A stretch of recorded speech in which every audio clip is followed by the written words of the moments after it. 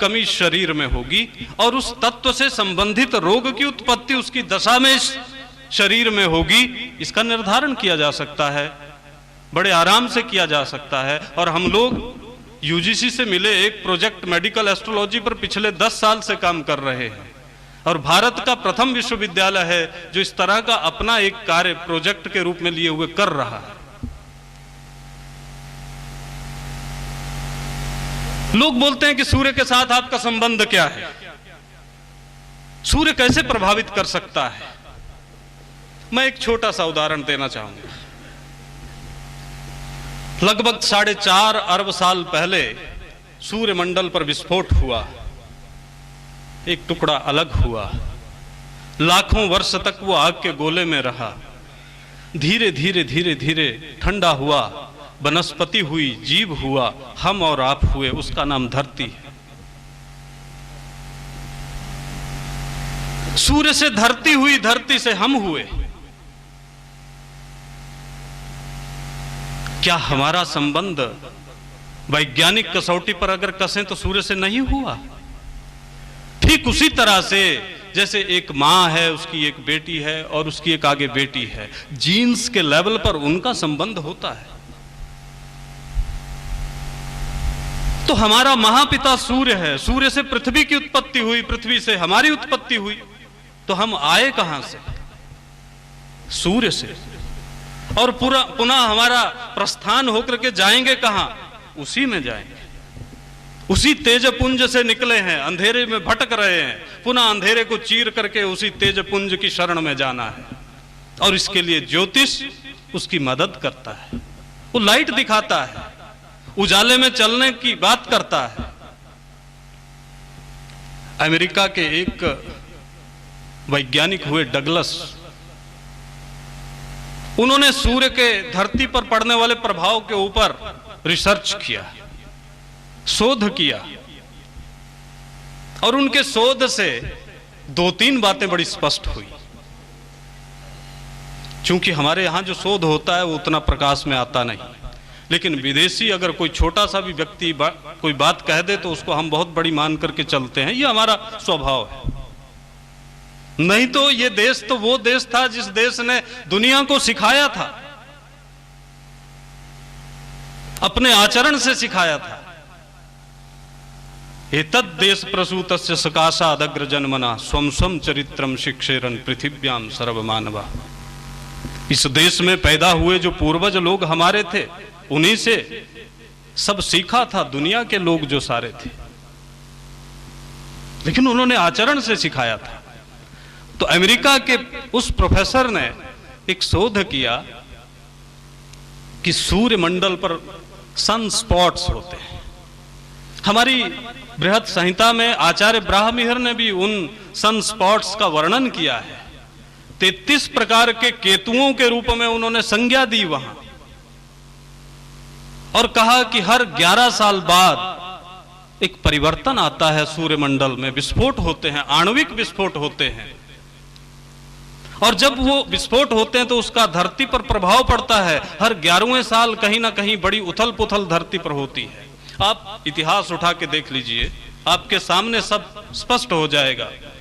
क्योंकि दुनिया माने न माने, लेकिन एक सर्वे के अनुसार 78% दुनिया के लोग ज्योतिष में आस्था रखते हैं। केवल भारत की बात नहीं है। मुझे ज्योतिष विद्या की कृपा से बहुत सारे देशों में जाने का मौका मिला, तो हमने देखा लोगों में बहुत जिज्ञासा है, बताने वाला चाहिए, समझाने वाला चाहिए, विषय को स्पष्ट करने वाला चाहिए। उन्होंने देखा कि 11 साल बाद जो है परिवर्तन होता है, आणविक विस्फोट होते हैं सूर्यमंडल पर, और उन विस्फोटों का सीधा प्रभाव धरती पर होता है, और धरती में उस वर्ष विशेष उथल पुथल होती है। और 90 वर्ष के बाद उसकी रेशो, हर 90 वर्ष के बाद एक और बड़ा उसके ऊपर तूफान आता है, और तब और ज्यादा धरती पर उथल पुथल होती है। उन्होंने पौधों पर रिसर्च करना शुरू किया। उन्होंने देखा कि पौधों में जो रिंग बनते हैं, छल्ले बनते हैं।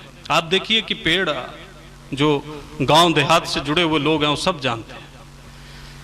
पेड़ काटते हैं तो उसके भीतर सर्कल से बने रहते हैं, रिंग बने रहते हैं।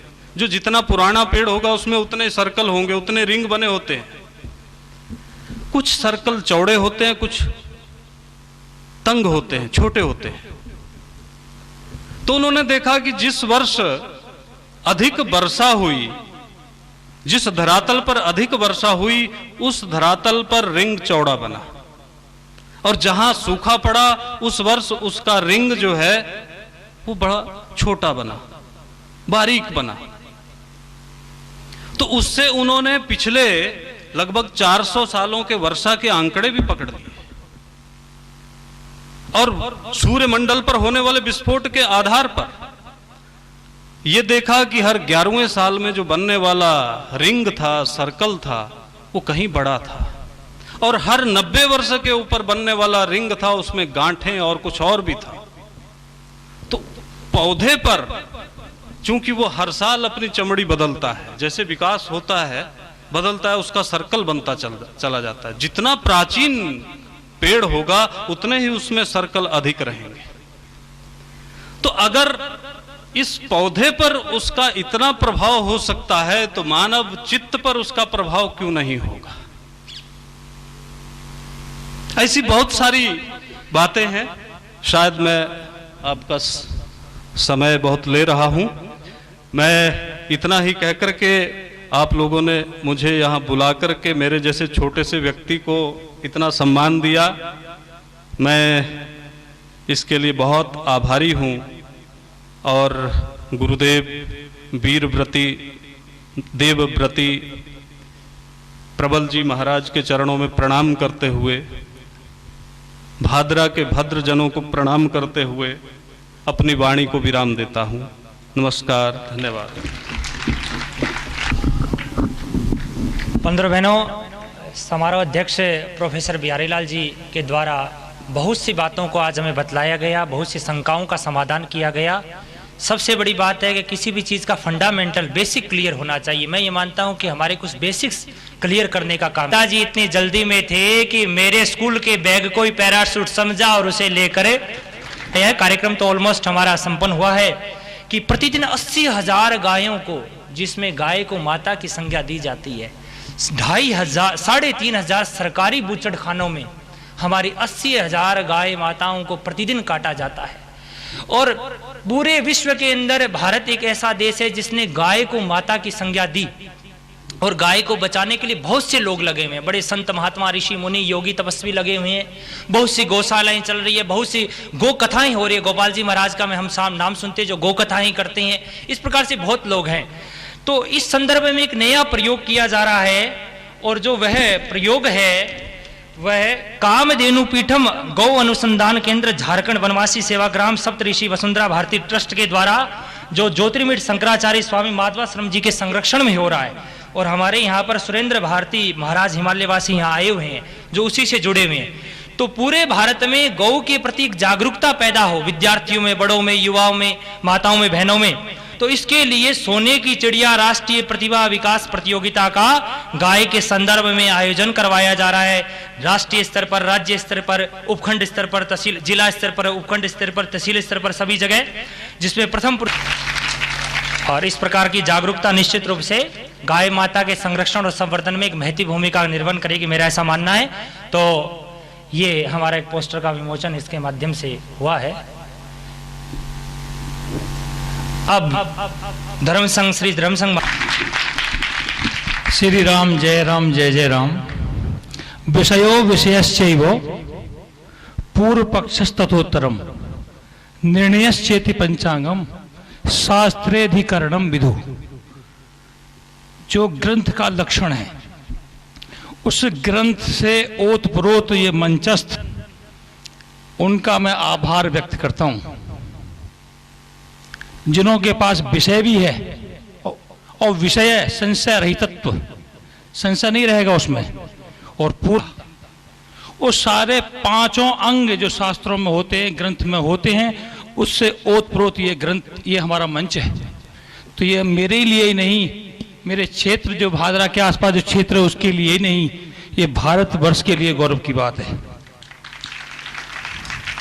और साथ ही गौरव की बात ही नहीं, अब तो हमारी जिज्ञासा और भूख इस प्रकार की रहनी चाहिए कि इस प्रकार का सम्मेलन दिन प्रतिदिन यत्र तत्र होते रहे, जिससे के द्वारा हम लोगों का जो अंधकार है और जो संशय है उसका समाधान समय समय पर होता रहे।